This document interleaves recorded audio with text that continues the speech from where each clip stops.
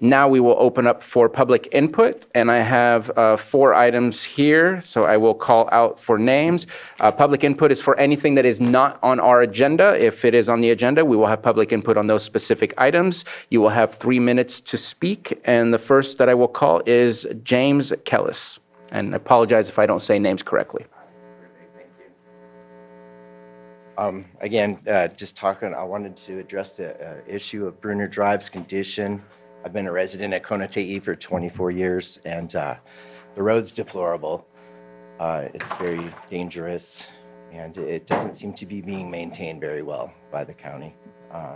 Back in 2015, I did a mailing to the 127 parcel owners that are on Bruner and L Drive. About 40% of them signed the road complaint form and sent it back, which I did forward into the road department.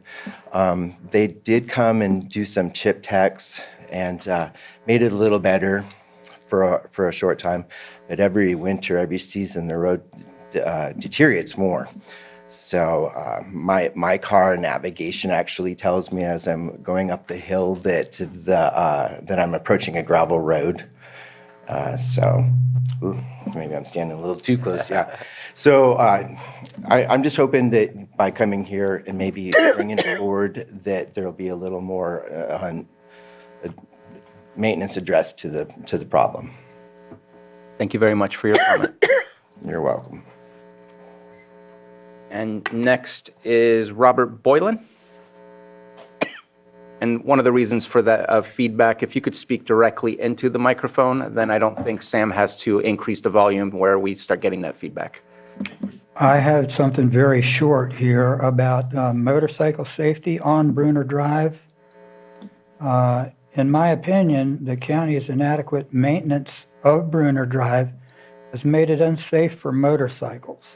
Motorcyclists cannot be prohibited from using Bruner Drive, but they are considerably more likely to encounter problems due to poor road conditions. It's pretty much impossible to ride either up or down Bruner Drive on a motorcycle without moving into the opposite lane while trying to avoid potholes and loose gravel. Potholes and loose gravel on their own are hazardous, but to encounter them and oncoming traffic at the same time could be much worse. Even without climbing a steep, winding hill like Bruner Drive is a challenge. The bike must keep its forward momentum for stability, and if forced to come to a stop, the orientation of the motorcycle must be very close to the slope of the hill or the rider will be unable to hold the bike vertical. This situation could easily cause serious injury to the rider and serious damage to the motorcycle. I assume the county could be held liable, and the probability is certainly worth considering when planning proper road maintenance. That's all. Thank you for your comment. Vincent Lucido? Yeah, hi. First time approaching the board. I'm fairly new. The 4 of us here, we all live in the same general neighborhood. I've been in the neighborhood about 3 years. What I've experienced and what I've learned is that there's been many efforts to bring to the attention of what's going on. And going back 10, 12, 15 years, the road conditions then, what I've learned and even experienced myself is obviously hasn't gotten better, and it will only get worse. I did what I thought was the right thing, bring the concern to the attention of those that needed to know, including EJ, supervisor for our area, and to the county road department, I believe Jim Hale's team. There's been very, very small effort in trying to address it. Bruner's about a little over a mile in length that we're talking about, that pretty much anybody that lives on the hill has to use. So it's not just a one-off for my home or a couple, 2, 3 neighbors. It's all of us.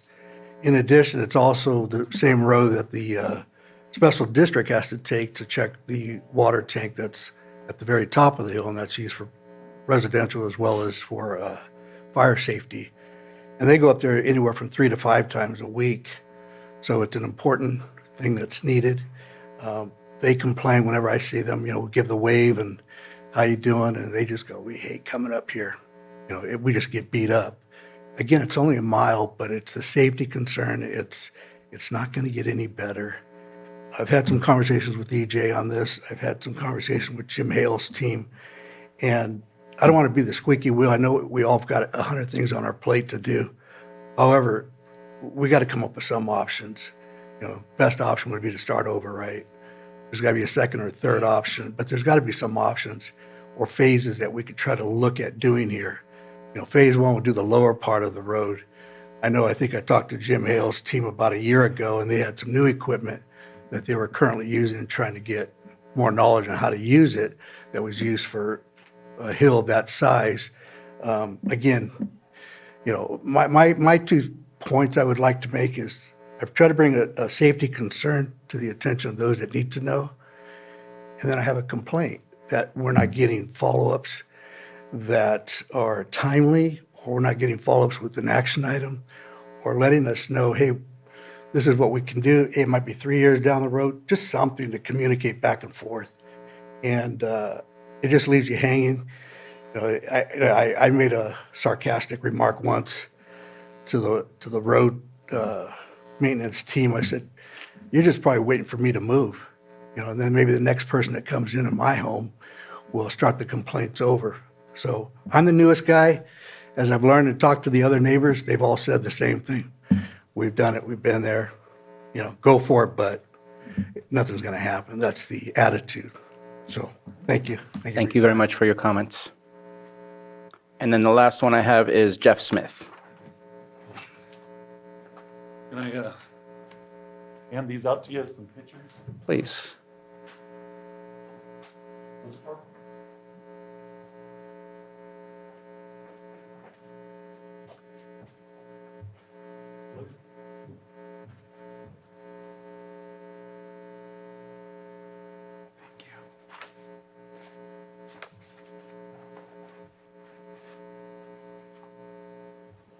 Thank you.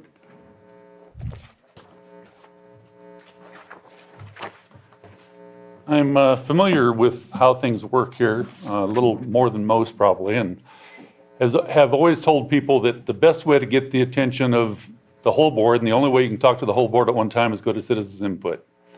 We've been going to do this for 3 years, and we finally got together and decided to come today. And I have to say it's kind of ironic because part of the complaint was EJ not communicating with us. And yesterday he calls Vince.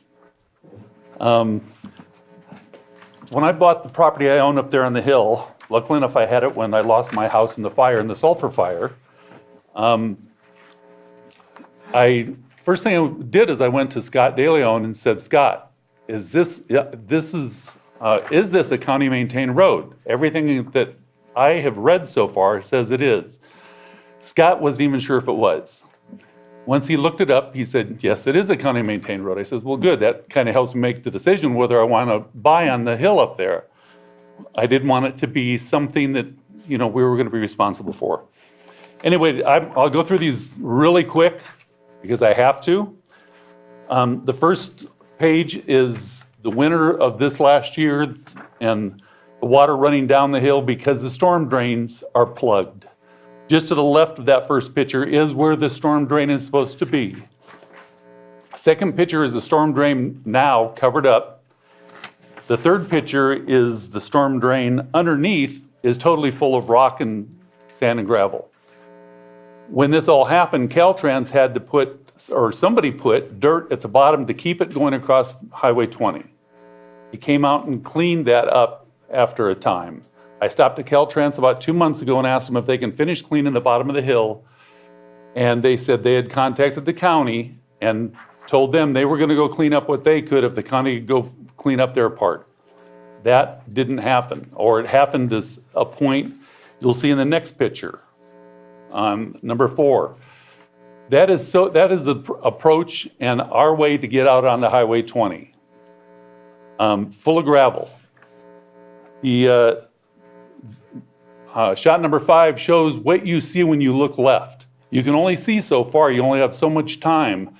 And when a truck is coming 55 miles an hour down there, you don't have enough time.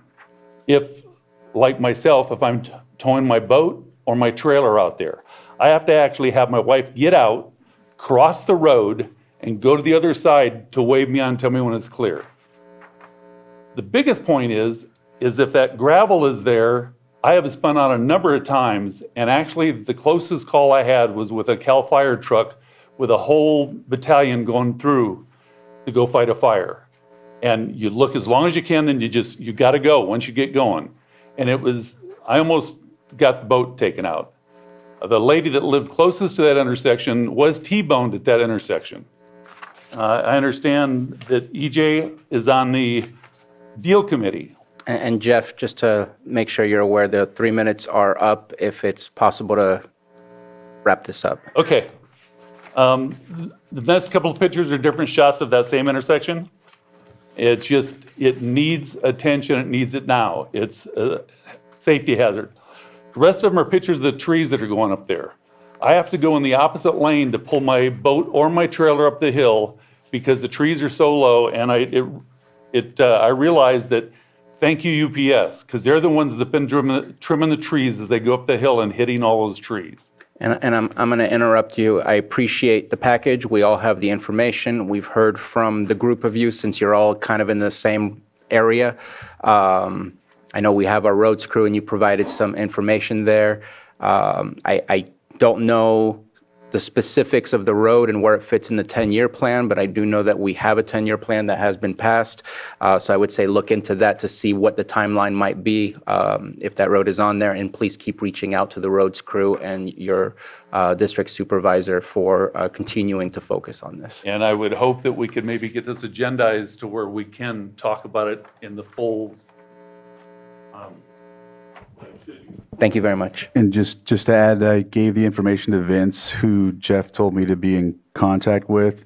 I know it's been here and there, back and forth, and I reached out to him yesterday to check in with him and let him know about the Central Region Town Hall as we included them into CERT, and that there is a representative for Conotea that lives there, so I gave him that contact information as well. And so the CERT committee meeting, or town council, is the second Monday of the month at the Lucerne Alpine Senior Center at 6 p.m. And so the next one will be, I think I gave you the August 12th, I think it is. Yes. So yes, if that's another place to go as well as here, it's just another option as well. We have, Scott DeLeon has talked, and Mr. March has come just this last week as well. So Scott's been there talking about the same things and whatnot, so. Okay. Thank you very much, and thank you for your comments. I see no hands up in the Zoom room for public comment and no one else getting up in the board chambers. So we will go ahead and close public input and move on